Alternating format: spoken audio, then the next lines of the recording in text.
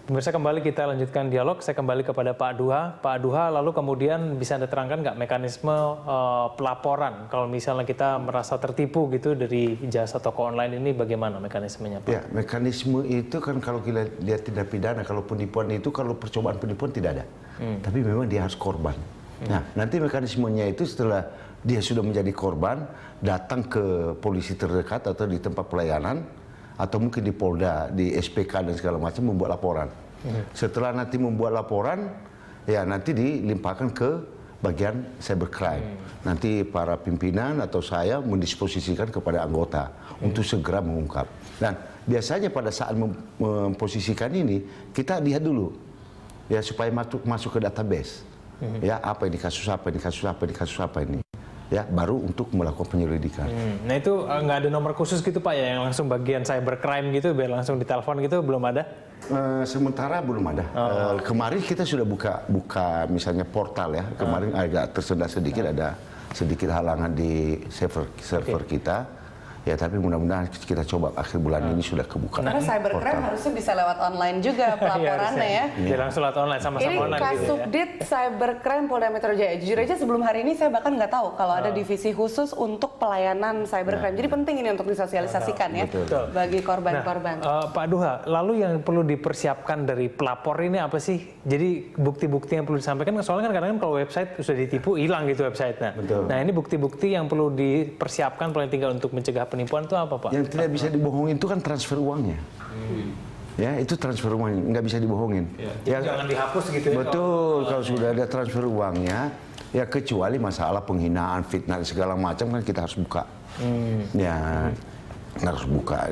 Sejauh ini seberapa kooperatif dan terbukanya bank terkait terhadap itu kan satu-satunya bukti paling kuat yang dimiliki seorang korban ya.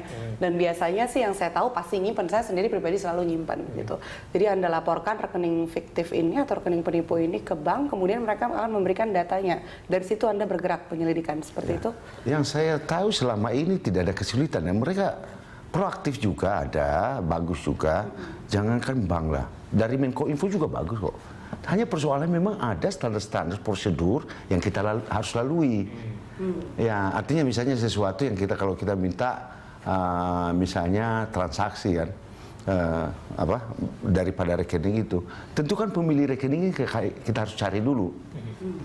Ya, baru memang kita bisa membuka.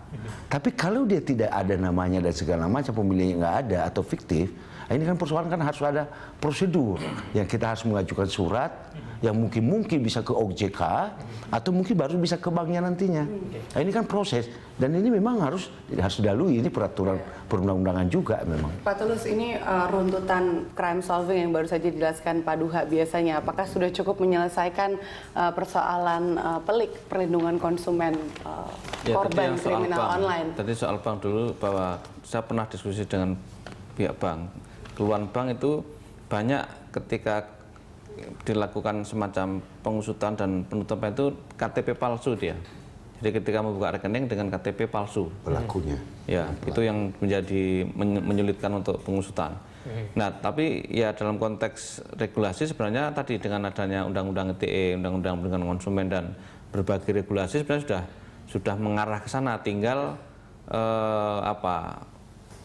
kepintaran untuk beradu cepat tadi, dan mungkin tadi perlukan regulasi-regulasi yang lebih maju dan bisa mengadop ke negara-negara lain yang lebih maju juga soal cybernya. Dulu kan ada misalnya pasukan cyber atau apa ya yang untuk itu. Nah, patroli cyber. Nah, itu juga bisa memang harus beradu cepat seperti itu.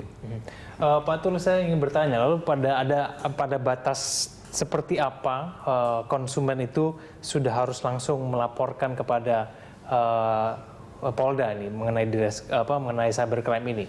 Kan kadang-kadang mungkin kita terima barang tidak sesuai dengan yang sudah kita lihat begitu ya, tidak sesuai dengan yang digambarkan gitu dari awal. Apakah itu sudah langsung kita bisa cerminkan sebagai sebuah penipuan? Apa tidak sebetulnya?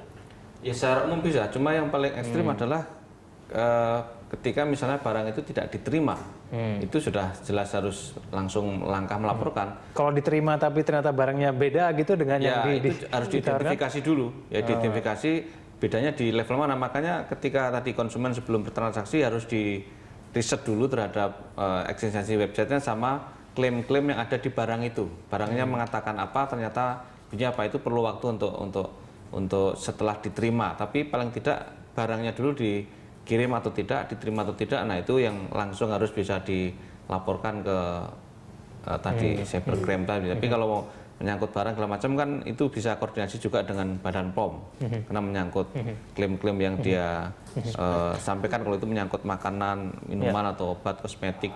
Baik. Ini balik lagi ke ketelitian dan kewaspadaan juga antisipasi konsumen ya. Tapi kita tahu sendiri kalau memang website-nya besar dan terpercaya, juga sangat peduli terhadap credentials mereka ya. Mereka akan buat sendiri metode pembayaran yang paling aman. Nah, kita mungkin bisa mengharapkan pemerintah akan ada kontribusi seperti apa dalam meregulasi yang namanya sebuah website itu bisa melakukan perdagangan jual beli ya. Kita akan bahas di segmen berikutnya. Pemirsa Livestock akan kembali usai jeda.